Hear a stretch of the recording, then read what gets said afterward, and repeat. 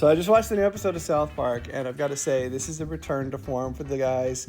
I'm really proud of them because I feel like if you've watched South Park, I have, for the entirety of its run, you've kind of seen it shift back and forth in different time periods. Originally, South Park, back in the late 90s and during the movie period, was a show that kind of attacked usually current events a little bit, but for the most part was more about sort of silliness.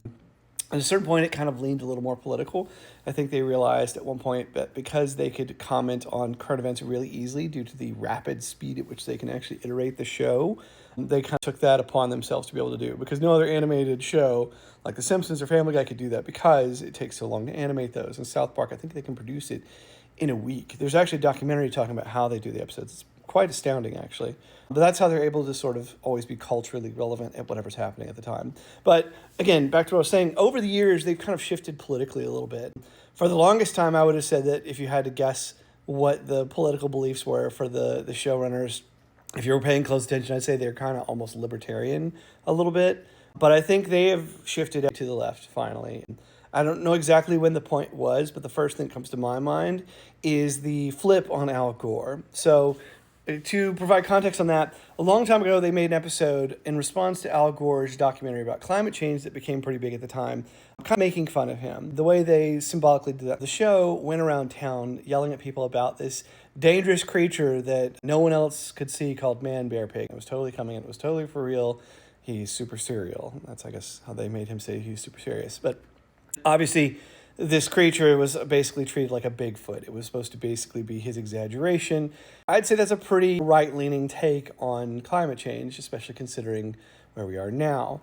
But over the years, I think as the effects of climate change have just only become more pronounced, as all the scientists said they would, they finally have relented. A couple years ago, South Park did an episode where they effectively apologized to Al Gore, I think in the show, but also then symbolically in real life too. I think I remember seeing something that Al Gore posted about it in real life, kind of like being happy they came around. But in that episode, it turns out Man Bear Pig was real. Al Gore was right. And the boys in the show literally had to go and say that they were sorry and they should have listened to him. So I think that was kind of them coming around in a moment there. I think ever since then, they still have made sure to kind of attack on social things, even whenever it comes from the left and is legitimate, things like gender stuff and all that. But I think in general, they tend to really hate word policing of any kind. They've been consistent about that. But I think politically, they've definitely moved a little more to the left. And this episode was really great because it is attacking the things that need to be attacked right now. It's not people complaining about pronouns. It is literally freedom and censorship and the presidency extending its power to be authoritarian, to force in things into people's lives that they don't want, to take away the things that bring people joy just because it hurts someone else's feelings. But I think my favorite bit was how very clearly the president in South Park is definitely like a reincarnation of the original villain of the South Park movie, which you should watch. It's one of my favorite musicals of all time. If you haven't seen it, South Park the movie. Saddam Hussein.